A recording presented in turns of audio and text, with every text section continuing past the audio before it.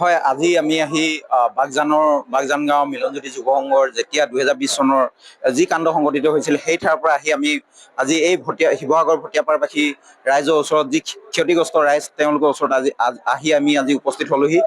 আচলতে আমি 2020 চনৰ সেই কাণ্ডক লৈ আজি আমি ভটিয়াপাৰবাসী ৰাইজৰ ওচৰত আহি 2020 চনত যি কাণ্ড সংঘটিত হৈছিল বাগজানত সেই একে কাণ্ডলৈ কিন্তু মনত পৰি গৈছে আজি এই ঠাইলৈ আহি।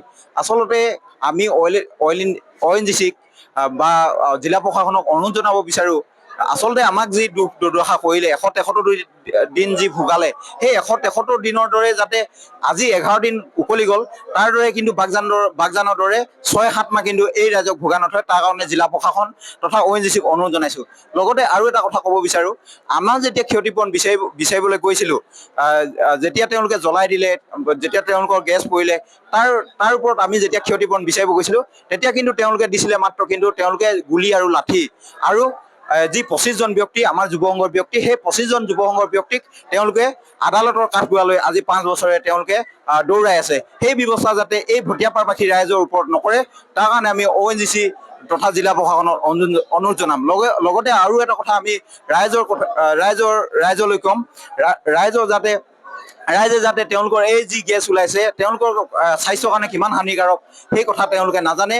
লগতে আমাৰ 9 দিনৰ পাছতে তেওঁলোকে জ্বলাই দিছিল, ইয়াতো যাতে একেই কাণ্ড সংঘটিত যে নকৰিব তাৰ কোনো মানে নাই। সেইকাৰণে যাতে ৰাইজে তেওঁলোকে নাতি দূৰত যাতে অৱস্থান কৰে তাৰ কাৰণে ৰাইজক অনুৰোধ জনাইছো। হয়, আজি আমি আহি বাগজান গাঁও মিলনজ্যোতি যুৱ সংঘৰ যেতিয়া 2020 চনৰ যি কাণ্ড সংঘটিত হৈছিল সেই ঠাইৰ পৰা আমি আজি এই শিৱসাগৰ ভটিয়াপাৰবাসী ৰাইজৰ ওচৰত যি ক্ষতিগ্ৰস্ত ৰাইজ তেওঁলোকৰ ওচৰত আমি আজি উপস্থিত হলোহি। আচলতে আমি 2020 চনৰ সেই কাণ্ডক লৈ আমি ভটিয়াপাৰবাসী ৰাইজৰ ওচৰত আহি 2020 চনত যি কাণ্ড সংঘটিত হৈছিল বাগজানত সেই একে কাণ্ডলৈ কিন্তু মনত পৰি গৈছে আজি এই ঠাইলৈ আহি।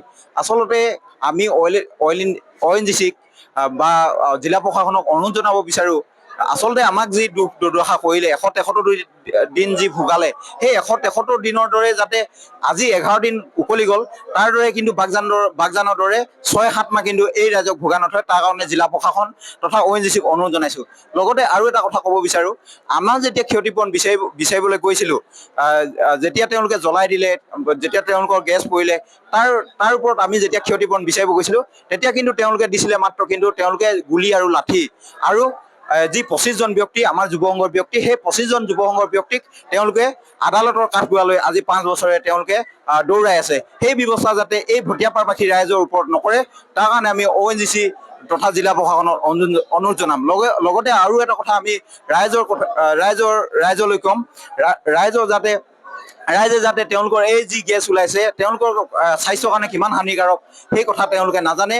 লগতে আমাৰ 9 দিনৰ পাছতে তেওঁলোকে জ্বলাই দিছিল, ইয়াতো যাতে একেই কাণ্ড সংঘটিত যে নকৰিব তাৰ কোনো মানে নাই। সেইকাৰণে যাতে ৰাইজে তেওঁলোকে নাতি দূৰত যাতে অৱস্থান কৰে তাৰ কাৰণে ৰাইজক অনুৰোধ জনাইছো। যিকোনো খবৰৰ বাবে যোগাযোগ কৰক 7099017330 লগতে 7099017110 নম্বৰত।